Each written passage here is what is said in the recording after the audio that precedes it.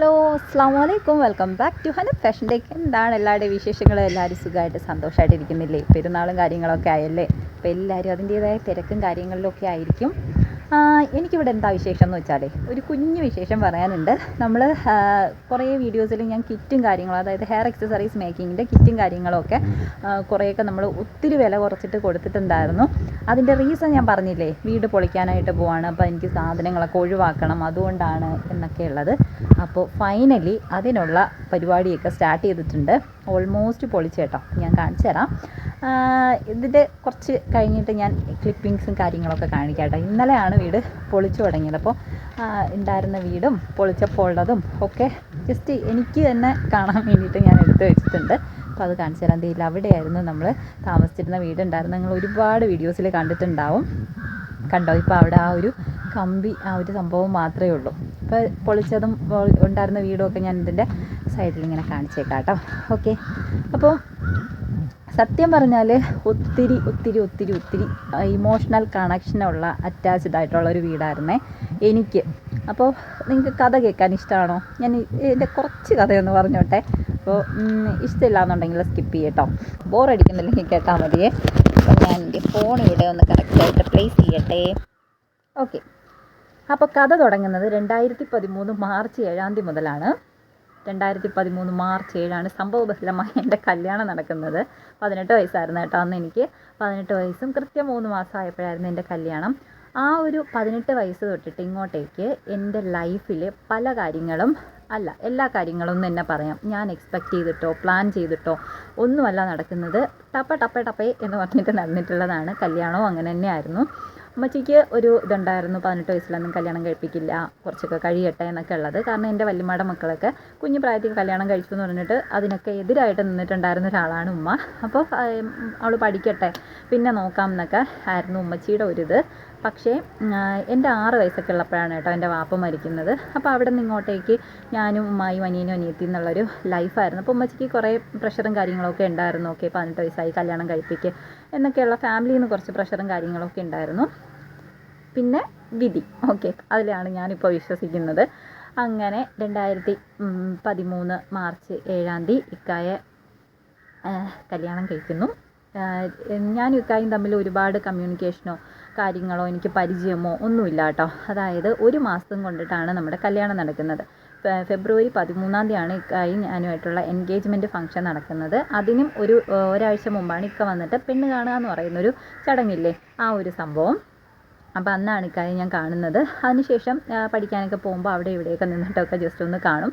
ഒരു പൊട്ടിയായിട്ടുള്ളൊരു ആളായിരുന്നു ഞാനെന്ന് ഇപ്പോൾ എനിക്ക് തോന്നാറുണ്ട്. ആ സമയങ്ങളോ അല്ലെങ്കിൽ കല്യാണത്തിൻ്റെ ടൈമോ ഒന്നും ഞാൻ എൻജോയ് ചെയ്തിട്ടില്ല കേട്ടോ. എല്ലാം ഒരു ടെൻഷനും പേടിയും കൂടെ, ആ ഒരു ഇതായിരുന്നു എനിക്ക്. പേടിയോട് കൂടിയിട്ടാണ് ഞാൻ സമീപിച്ചിട്ടുണ്ടായിരുന്നത് എല്ലാ കാര്യങ്ങളിലും. അപ്പോൾ കല്യാണം കഴിഞ്ഞ് ഇവിടെ വരുന്ന സമയത്ത് നമ്മുടെ ഈ ഒരു ഏരിയയിലൊന്നും പെമ്പിള്ളേർ പോയിട്ട് ചെറുക്കൻ്റെ വീട് കാണാമെന്ന് പറയുന്നൊരു സിസ്റ്റം ഇല്ല. അപ്പോൾ എനിക്കറിയത്തില്ല, വീടെന്ന് പറയുന്നത് എനിക്കൊരു സസ്പെൻസ് ആയിരുന്നു. കല്യാണം കഴിഞ്ഞ് ഞാൻ ഇക്കായും കൂടി വന്ന സമയത്ത് ഒരു വീട്ടിൻ്റെ ഫ്രണ്ടിൽ കൊണ്ടുവന്നിട്ട് തേബേക്ക് കാണില്ലേ, അതേപോലെ ടാർപ്പ് കെട്ടിയൊരു വീടുണ്ടായിരുന്നു കേട്ടോ. അവിടെ ആ വീടല്ല, ഇത് നമ്മളെ വീടാണ്. മുകളിൽ ടാർപ്പ് കെട്ടിയൊരു വീടുണ്ട്. അവിടെ കൊണ്ടുവന്ന് വണ്ടി നിർത്തിയിട്ട് പറഞ്ഞു, ഓക്കെ ഇതാണ് വീടെന്ന് പറഞ്ഞു. ഞാൻ വിശ്വസിക്കുകയും ചെയ്തു കേട്ടോ. പിന്നെ ഒരു ഇച്ചിരി കഴിഞ്ഞപ്പോൾ വീണ്ടും ഇക്ക വണ്ടി ഫ്രണ്ടിലോട്ട് എടുത്തു. മാരക കരച്ചിലായിരുന്നു. ഞാൻ ഓഡിറ്റോറിയത്തിൽ നിന്ന് ഇറങ്ങി വീട് വരെയും കരച്ചിലായിരുന്നു. അതുകൊണ്ട് തന്നെ ഞാൻ പറഞ്ഞില്ലേ, ഞാൻ ആ ടൈമുകളൊന്നും എൻജോയ് ചെയ്തിട്ടില്ല. ഇപ്പോൾ ഇക്ക വീടാണെന്ന് പറഞ്ഞാലും ഞാൻ ജസ്റ്റ് അത് കേട്ടു, റിപ്ലൈ പോലും കൊടുത്തിട്ടുണ്ടായിരുന്നില്ല. എന്നിട്ട് കുറച്ച് താഴെ തന്നെയായിരുന്നു ഇക്കയുടെ വീടുണ്ടായിരുന്നത്. അന്നാണ് ഞാൻ ലൈഫിൽ ആദ്യമായിട്ട് ഇക്കയുടെ വീട് കാണുന്നത്. പക്ഷേ എനിക്ക് ആ വീടുമായിട്ട് ഇമോഷണൽ കണക്ഷൻ വളരെ വളരെ വളരെ കുറവാണ് കേട്ടോ. ആകെ 1 മാസം മാത്രമാണ് ഞാൻ അവിടെ നിന്നിട്ടുള്ളത്. അതായത് മാർച്ച് 7 കല്യാണം കഴിഞ്ഞ് ഏപ്രിൽ 10 ഇക്ക തിരിച്ചു പോയി കേട്ടോ. അതുകൊണ്ട് തന്നെ എനിക്ക് അത്ര വലിയൊരു കണക്ഷനും കാര്യങ്ങളൊന്നും ആ വീടുമായിട്ട് ഉണ്ടായിരുന്നില്ല. ഇടയ്ക്ക് വല്ലപ്പോഴും വന്ന് നിൽക്കുക, ഇക്ക ഗൾഫിൽ നിന്ന് വരുമ്പോൾ ഇടയ്ക്ക് വന്ന് നിൽക്കാമെന്ന് മാത്രമേ ഉള്ളൂ. അപ്പോൾ അതുകൊണ്ട് തന്നെ ആ വീട് ഇടിച്ചപ്പോൾ എനിക്ക് അത്രയും വലിയ ഫീലിങ്സോ കാര്യങ്ങളോ ഒന്നും തോന്നിയിട്ടുണ്ടായിരുന്നില്ല. എനിക്ക് സന്തോഷം ഉണ്ടായിരുന്നു കേട്ടോ. കാരണം നമുക്ക് പുതിയ വീട് വെക്കാൻ പോവാണ്, അത് ഇടിച്ചാലേ വെക്കാൻ പറ്റുള്ളൂ എന്നൊക്കെയുള്ള സന്തോഷം ഉണ്ടായിരുന്നു. അപ്പോൾ കോവിഡ് ടൈമിലാണ് നമ്മൾ ആ വീട് വെക്കുന്നത്. ഇപ്പം ഇടിക്കുന്നില്ലേ ആ വീട്, അതായത് 2019 നമ്മൾ ഈ പുതിയ വീടിൻ്റെ കല്ലിടുന്നത്. കുറ്റിയടിക്കുക എന്ന് പറയുന്ന ഒരു സംഭവമില്ലേ, അത് ചെയ്യുന്നതെന്ന് പറയുന്നത് ലോക്ക്ഡൗണിൻ്റെ തലേ ദിവസമാണ്. മാരകമായൊരു ലോക്ക്ഡൗൺ വന്നില്ലേ, അതിൻ്റെ തലേ ദിവസമാണ് നമ്മൾ കുറ്റിയടിക്കുന്നത്. പിന്നെ കുറച്ച് ദിവസം ലോക്ക്ഡൗണും കാര്യങ്ങളൊക്കെ അങ്ങോട്ട് പോയി അതിനൊക്കെ ശേഷമാണ് നമ്മൾ വാനം തോണ്ട പരിപാടിയൊക്കെ ചെയ്യുന്നത്. അപ്പോൾ അതിന് മുമ്പ് കുറ്റിയടിക്കുന്നതിനും ഒക്കെ മുമ്പാണ് നമ്മൾ ആ വീട് വയ്ക്കുന്നത്. അതായത് പഴയ വീട് നിലനിർത്തിക്കൊണ്ട് അതിൻ്റെ കുറച്ച് പാർട്സും കാര്യങ്ങളൊക്കെ എടുത്തിട്ടാണ് നമ്മൾ പുതിയ അപ്പുറത്തെ ഇപ്പോൾ ഇടിക്കുന്ന വീട് വെച്ചത്. മൊത്തത്തിൽ കമ്പി അടിച്ചിട്ട് അതിൻ്റെ മുകളിലിട്ടിരുന്ന ഓടൊക്കെ പഴയ വീടിൻ്റെ ഓട് തന്നെ എനിക്ക് ഓർമ്മയുണ്ട് കേട്ടോ. ഇക്ക ഓരോ ഓടും കഴുകി പെയിൻ്റൊക്കെ അടിച്ചാണ് അത്. അത്ര എഫേർട്ട് എടുത്തിട്ടുണ്ട് ആ ഒരു വീട് വെക്കാൻ വേണ്ടിയിട്ട്. അപ്പോൾ അതിൻ്റെ ഫസ്റ്റ് സ്റ്റെപ്പ് മുതൽ നമ്മളിങ്ങനെ കാണുമല്ലേ. അപ്പോൾ എനിക്ക് നല്ല ആഗ്രഹമായിരുന്നു അതിൻ്റെ പണി പെട്ടെന്ന് തീരണം, അങ്ങോട്ടേക്ക് മാറണം, എന്നാലാണ് പുതിയ വീടിൻ്റെ പണി നടക്കുക എന്നൊക്കെയുള്ള. പുതിയ വീട് തന്നെയായിരുന്നു എപ്പോഴും മനസ്സിലുള്ളത്. പക്ഷേ അങ്ങോട്ടേക്ക് മാറിയിട്ട് 2019 മുതൽ ഏതാണ്ട് 2024 വരെ ആ വീട്ടിൽ തന്നെയായിരുന്നു. ഡിസംബർ 1 2024 ഡിസംബർ 1 നമ്മളിവിടെ പാല് കാച്ചുന്നത്. അപ്പോൾ അത്രയും കാലം നമ്മൾ ആ വീട്ടിലായിരുന്നു കേട്ടോ.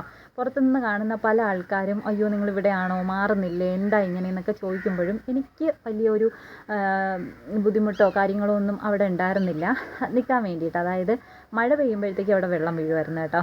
അതൊഴിച്ചാൽ ബാക്കിയുള്ള പ്രശ്നങ്ങളൊന്നും ഉണ്ടായിരുന്നില്ല. എൻ്റെ ലൈഫിൽ എന്നെ ഞാനാക്കി മോൾഡ് ചെയ്തിട്ടുള്ളൊരു വീടാണെന്ന് വേണമെങ്കിൽ പറയാം. എനിക്ക് ഒരുപാട് മരണം വരെ മറക്കാൻ പറ്റാത്ത ഒരുപാട് സംഭവങ്ങളുണ്ടായിട്ടുള്ളൊരു വീടാണ്. അപ്പോൾ അതിൻ്റേതായ ഒരു ഇമോഷണൽ കണക്ഷൻ എനിക്ക് എന്തായാലും ആ വീടുമായിട്ടുണ്ട്. പൊളിക്കുന്നു എന്ന് പറയുമ്പോൾ ഭയങ്കര വിഷമമുണ്ട് കേട്ടോ. അതായത് ഇന്നിപ്പോൾ ഞാൻ എൻ്റെ കാര്യങ്ങൾ ഞാൻ ചെയ്യാമെന്നുള്ളൊരു ലെവലിലോട്ട് എനിക്ക് പറ്റും. ഞാൻ കുഴപ്പമില്ല, ഇപ്പോൾ എന്ത് വന്നാലും എൻ്റെ മനസ്സിൽ എനിക്കൊരു ധൈര്യമുണ്ട്. ഓക്കെ എനിക്കിത് ചെയ്യാൻ പറ്റും, എനിക്കാരെയും ബുദ്ധിമുട്ടിക്കേണ്ട, എനിക്കിത് ചെയ്യാൻ പറ്റും. ഞാൻ പണി ചെയ്തുകൊണ്ടിരുന്ന ഒരാളാണ് കേട്ടോ. എല്ലാ കാര്യത്തിനും A to Z കാര്യങ്ങൾക്ക് ഞാൻ കംപ്ലീറ്റ്ലി ഡിപ്പെൻഡായിരുന്നു. അത് അങ്ങനെ അല്ലാണ്ടായി മാറിയത് ആ വീട്ടിൽ നിന്നാണ്. എൻ്റെ കൂടെ ഹെയർ ആക്സസറീസ് ബിസിനസ്സുമായിട്ട് കൂടി ഒരുപാട് പേരുണ്ട്. അങ്ങനെ ഒരു ആശയം എനിക്ക് തോന്നുന്നതും അത് സ്റ്റാർട്ട് ചെയ്തതും അത് സക്സസ് ആയതും അതിൽ നിന്ന് കിട്ടുന്ന വരുമാനം കൊണ്ട് ഞാൻ എനിക്കിഷ്ടമുള്ള കുറേ കാര്യങ്ങൾ ചെയ്തിട്ടുണ്ട്. അതൊക്കെ നടന്നത് ആ വീട്ടിൽ നിന്നാണ് കേട്ടോ. ഞാൻ നിങ്ങളുടെ അടുത്ത് പറഞ്ഞില്ലേ കുറേ സാധനങ്ങൾ ഇവിടെ കിടക്കുന്നു, അത് മാറ്റണം എന്നൊക്കെ പറയുമ്പോഴും എനിക്ക് സങ്കടം ഉണ്ടായിരുന്നു കേട്ടോ. കാരണം എന്താ വെച്ചാൽ അതുവരെയും എനിക്ക് അവിടെ എൻ്റെ ഗോഡൗൺ ആയിരുന്നു അത്. എനിക്ക് സ്വാതന്ത്ര്യത്തോടു കൂടിയിട്ട് എന്തും ചെയ്യാനുള്ളൊരു ഇതെനിക്ക് അവിടെ ഉണ്ടായിരുന്നു. പക്ഷെ ആ ഒരു ഫ്രീഡം എനിക്ക് ഈ വീട്ടിലില്ല. കാരണം പുതിയ വീടാണ്, അപ്പോൾ അത് ഒരുപാട് സാധനങ്ങൾ കൊണ്ടുവെക്കേണ്ട അങ്ങനെയൊക്കെ ഉള്ളൊരിതുണ്ട്. പക്ഷെ അവിടെ എനിക്ക് ആ ഒരു റൂമെന്ന് പറയുന്നത് എൻ്റെ ലോകമായിരുന്നു കേട്ടോ. എൻ്റെ മെഷീനും എൻ്റെ സാധനങ്ങളും എനിക്ക് ഹെയർ ആക്സസറീസിൻ്റെ ആയിട്ടുള്ള എൻ്റെ എല്ലാ ചപ്പ് ചവറ് സാധനങ്ങളും അതിൻ്റെ അകത്തുണ്ടായിരുന്നു. കൂടുതൽ ടൈമും ഞാൻ അതിൻ്റെ അകത്തായിരുന്നു കേട്ടോ. എനിക്ക് പേടിയില്ലാതിരുന്നൊരു സ്ഥലമാണ്.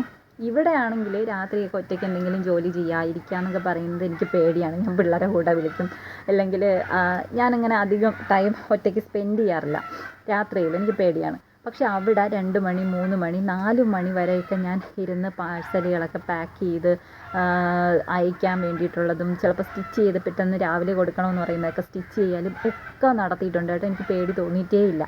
കാരണം ഇക്കായും പിള്ളേരും ഒക്കെ പോയി കിടക്കും, വാപ്പ കിടക്കുന്നുണ്ടായിരിക്കും, ഞാൻ ഒറ്റയ്ക്കായിരിക്കും ഇരിക്കുന്നത്. ഒരു അടച്ചുറപ്പുള്ള വീടേ ആയിരുന്നില്ല. പക്ഷേ എന്താ പറയുക, നമുക്ക് പേടി ഉണ്ടാവാറില്ല എന്ന് പറയത്തില്ലേ, ആ ഒരു സംഭവം എനിക്ക് ആ വീട്ടിലുണ്ടായിരുന്നു. പിന്നെന്താ, ഞാൻ പറഞ്ഞില്ലേ ഏറ്റവും വലിയ കാര്യം എന്ന് പറയുന്നത് എന്നെ ഞാനാക്കി സ്വന്തം കാലിൽ നിൽക്കാമെന്ന് പറയുന്ന ഒരു പോയിന്റിലോട്ട് എന്നെ കൊണ്ടുവന്ന് എത്തിച്ചത് ആ വീട് തന്നെയാണ് കേട്ടോ. എനിക്ക് കുറേ ചൈൽഡിഷ് ആയിട്ടുള്ള സ്വഭാവം ഉണ്ടായിരുന്നു. കുഞ്ഞു കാര്യങ്ങൾക്ക് വിഷമിക്കുക, കുഞ്ഞു കാര്യങ്ങൾക്ക് കരയുക, എപ്പോഴും കരയുന്ന ഒരു ക്യാരക്ടറായിരുന്നു ഞാൻ. അതിൽ നിന്നൊക്കെ കുറേയെന്ന് വെച്ചാൽ ഒരുപാട് മാറി. ഒരു 90% മാറ്റം എനിക്ക് ആ വീട്ടിൽ നിന്ന് തന്നെ ഉണ്ടായിട്ടുണ്ട് കേട്ടോ. കുറേ എന്താ പറയുക, ഒരുപാട് സങ്കടങ്ങൾ ഉണ്ടായിട്ടുണ്ട്, ഒരുപാട് ഒറ്റപ്പെടലുകൾ ഉണ്ടായിട്ടുണ്ട്. എന്താ പറയുക, കുറേ കാര്യങ്ങൾക്ക് നമുക്ക് ഓപ്പണായിട്ട് പറയാൻ പറ്റില്ലല്ലോ. എന്തായാലും കുറേ കുത്തുവാക്കുകൾ കേട്ടിട്ടുണ്ട് കേട്ടോ. അതിൻ്റെയൊക്കെ ആഫ്റ്റർ എഫക്റ്റാണ് ഇപ്പോൾ കാണുന്ന ഞാൻ. അല്ലാന്നുണ്ടെങ്കിൽ ഞാൻ ഇങ്ങനെയൊന്നും, എനിക്ക് അതിൻ്റെ കൂടെയൊക്കെ നന്ദി മാത്രമേ ഉള്ളൂ. കാരണം അങ്ങനെയൊക്കെ സംഭവിച്ചത് കൊണ്ടാണ് ഇന്ന് ഇങ്ങനെ ഒരു ചാനൽ അല്ലെങ്കിൽ ഹെയർ ആക്സസറീസുമായിട്ട് ബന്ധപ്പെട്ട് കുറേ കാര്യങ്ങൾ ഞാൻ കുറേ പേർക്ക് പറഞ്ഞു കൊടുത്തിട്ടുണ്ട്. ഒരുപാട് പേർക്ക് അത് ഹെൽപ്പായി എന്ന് പറഞ്ഞിട്ടുണ്ട്. അപ്പോൾ അങ്ങനെയൊക്കെ എനിക്ക് കേൾക്കാൻ പറ്റിയത്, അല്ലെങ്കിൽ എൻ്റെ കുറേ ആഗ്രഹങ്ങൾ എനിക്ക് നേടിയെടുക്കാൻ പറ്റിയത് ഒക്കെ സംഭവിച്ച ഒരു വീടാണ്. അപ്പോൾ അതിൻ്റേതായൊക്കെ ഒരു ഇമോഷണൽ കണക്ഷൻ എനിക്ക് ആ വീടുമായിട്ട് നല്ലപോലെ ഉണ്ട്. അപ്പോൾ അത് പൊളിക്കുക എന്നൊക്കെ പറയുന്നത് എനിക്ക് ഭയങ്കര വിഷമമുള്ള കാര്യമാണ്. ബട്ട് അതങ്ങനെ സംഭവിച്ചാലേ ബാക്കി കാര്യങ്ങൾ റെഡി ആവുള്ളൂ എന്നുള്ളത് കൊണ്ടും സംഭവിക്കേണ്ടത് സംഭവിക്കും, അത്രയൊക്കെ തന്നെ. അപ്പോൾ ഇതൊന്നും എനിക്ക് പറയണമെന്ന് തോന്നി. നമ്മൾ ഓരോരോ ഘട്ടങ്ങളാണല്ലോ ലൈഫിൻ്റെ. ഫസ്റ്റ് ഞാൻ ഇക്കാടെ വീട്ടിൽ വരുമ്പോൾ അത് തന്നെയായിരുന്നു വീട്. ഇനി എന്നൊരു വീടാവും എന്നുള്ളൊരു ചിന്ത ഉണ്ടായിരുന്നു. അത് കഴിഞ്ഞ് നമ്മൾ തൊട്ടപ്പുറത്തോട്ടൊരു വീട് വെക്കുമ്പോൾ ഓക്കെ, അപ്പോഴും പ്രതീക്ഷയാണ് അടുത്തൊരു വീട്, അതിന് വേണ്ടിയിട്ടാണ് ഈ ഒരു സംഭവം എന്നുള്ളത്. അത് കഴിഞ്ഞ് ഇപ്പം നമ്മൾ പുതിയ വീട്ടിലോട്ട് മാറി.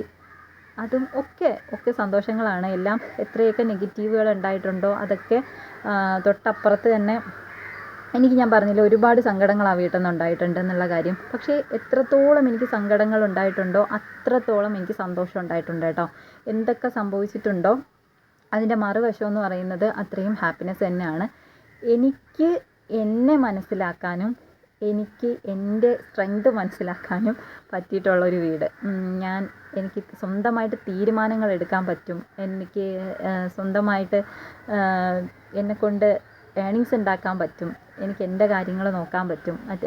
മറ്റുള്ളവരെ സഹായിക്കാനോ അല്ലെങ്കിൽ മറ്റുള്ള എൻ്റെ മക്കളുടെ കാര്യം ആയിക്കോട്ടെ, അല്ലെങ്കിൽ ഫിനാൻഷ്യലി എന്തെങ്കിലും ഒരു കാര്യം ചെയ്യാൻ പറ്റും എന്നൊക്കെ ഒരു ഉറപ്പ് കിട്ടിയിട്ടുള്ളൊരു സ്ഥലമാണ്. അത് കഴിഞ്ഞ് എൻ്റെ ബിസിനസ്സും കാര്യങ്ങളും ഒക്കെ ഡൗൺ ആയി പോയിട്ടുണ്ടായിരുന്നു. പക്ഷേ ഇന്നും ഇല്ല, എനിക്ക് ആ ഒരു പഴയ സ്റ്റേജിലോട്ട് തിരിച്ചു പോകാൻ പറ്റും, അതിനുള്ളൊരു കാലിബർ എനിക്കുണ്ട്, സ്ട്രെങ്ത് ഉണ്ടെന്ന് എനിക്ക് സ്വയം തോന്നിപ്പിച്ച് തന്നൊരു വീട്. അങ്ങനെ കുറേ കാര്യങ്ങളുണ്ട് കേട്ടോ. അപ്പോൾ അത് പൊളിച്ചപ്പോൾ അതിൻ്റേതായ ചെറിയൊരു വിഷമവും കാര്യങ്ങളൊക്കെ ഉണ്ട്. കുഴപ്പമില്ല, അതും നല്ലതിന് വേണ്ടിയിട്ടാണ്. കാരണം ഇനി അവിടെ സ്ഥലമൊക്കെ നല്ല നീറ്റാക്കി ക്ലിയറാക്കി എടുത്തിട്ട് കുറച്ച് കൃഷിയും കാര്യങ്ങളൊക്കെ ആയിട്ട് കുറച്ച് പോസിറ്റിവിറ്റി കിട്ടുന്ന കാര്യങ്ങളൊക്കെ ചെയ്യണമെന്നുണ്ട്. ഞാനിത് വീഡിയോയിൽ പറഞ്ഞെന്താണെന്ന് വെച്ചാൽ, നമ്മൾ ഒരുപാട് വട്ടം പറഞ്ഞില്ലേ വീട് ഇടിക്കാൻ പോവാ, അതുകൊണ്ടാണ് സാധനങ്ങൾ കൊടുക്കുന്നതെന്നൊക്കെ ഞാൻ കുറേ വീഡിയോയിൽ പറഞ്ഞിട്ടുണ്ടായിരുന്നു. അപ്പോൾ കുറച്ച് പേരൊക്കെ ചോദിച്ചിട്ടുണ്ടായിരുന്നു വീട് ഇടിച്ചില്ലേ എന്നുള്ള കാര്യം. അതിനിപ്പോഴാണ് കേട്ടോ ആ ഒരു ടൈം സെറ്റായി വന്നത്. കഴിഞ്ഞ നോമ്പിനൊക്കെ നമ്മൾ ഒരുപാട് സെയിലുണ്ടായിരുന്നൊരു ടൈമാണ്. അപ്പം രാത്രിയൊക്കെ ഇടയത്താഴത്തിന് എഴുന്നേറ്റിട്ട് പിന്നീട് ഞാൻ പോയി കിടക്കില്ലായിരുന്നു, ഇരുന്നിട്ടിങ്ങനെ പാഴ്സൽ പാക്ക് ചെയ്യലും ഒക്കെ ആയിരുന്നു കേട്ടോ. ഞാൻ ഇന്ന് രാവിലെ എനിക്ക് പാഴ്സൽ പാക്ക് ചെയ്യാൻ വേണ്ടിയിട്ട് ഇരുന്നപ്പോൾ ഞാൻ ആലോചിച്ചു, കഴിഞ്ഞതിനൊക്കെ എല്ലാ ദിവസവും ഞാൻ ഇത് ഇക്കാക്ക് ഇടയത്താഴം കൊടുക്കുക, എന്നിട്ട് നേരെ ഞാൻ ആ റൂമിൽ പോയിരുന്നിട്ട് ഉള്ള പാക്കിങ്ങാണ് കേട്ടോ. രാവിലെ ഇക്ക പോകുമ്പോൾ സാധനങ്ങൾ കൊടുത്തു വിടാൻ വേണ്ടിയിട്ട്. അപ്പോൾ എന്താ പറയുക, എല്ലാം വീട്ടു ജോലിയും കാര്യങ്ങളും അതിൻ്റെ കൂട്ടത്തിൽ ഏണിങ്സും ഒക്കെ ഉണ്ടാക്കാൻ പറ്റുമെന്ന് പഠിപ്പിച്ച് തന്ന ഒരു സ്ഥലം. അതിൽ നമുക്ക് പ്രത്യേക ഒരു കണക്ഷൻ കാണുമല്ലോ. അങ്ങനെ അപ്പോൾ അത്രയേ ഉള്ളൂ. നിങ്ങൾക്ക് ബോറടിച്ചോ എനിക്കറിയില്ല കേട്ടോ. ഞാൻ ഇത്ര പറയണമെന്ന് എനിക്ക് തോന്നി. കാരണം ഇനിയിപ്പോൾ കുറച്ച് ദിവസം കഴിയുമ്പോഴത്തേക്കും നമ്മൾ ആ ഓർമ്മയിൽ നിന്നേ പോവും. അവിടെ ഒരു വീടുണ്ടായിരുന്നു എന്നുള്ള ഒരു ഇതേ നമ്മുടെ മൈൻഡിൽ നിന്ന് പോവും. ഇനി എന്താണോ അങ്ങോട്ടേക്ക് അതായിരിക്കും നമുക്ക് തോന്നുക, അല്ലേ, നമ്മൾ മറക്കും. അപ്പോൾ അതിന് മുമ്പ് ഇത്രയും കാര്യങ്ങളൊക്കെ ഒന്ന് പറഞ്ഞ് എനിക്ക് തന്നെ എപ്പോഴെങ്കിലുമൊക്കെ ഒന്ന് കാണാൻ വേണ്ടിയിട്ട് എടുത്ത് വെക്കണമെന്ന് തോന്നി. അത്രയേ ഉള്ളൂ. അപ്പോൾ നെക്സ്റ്റ് വീഡിയോയിൽ കാണാം.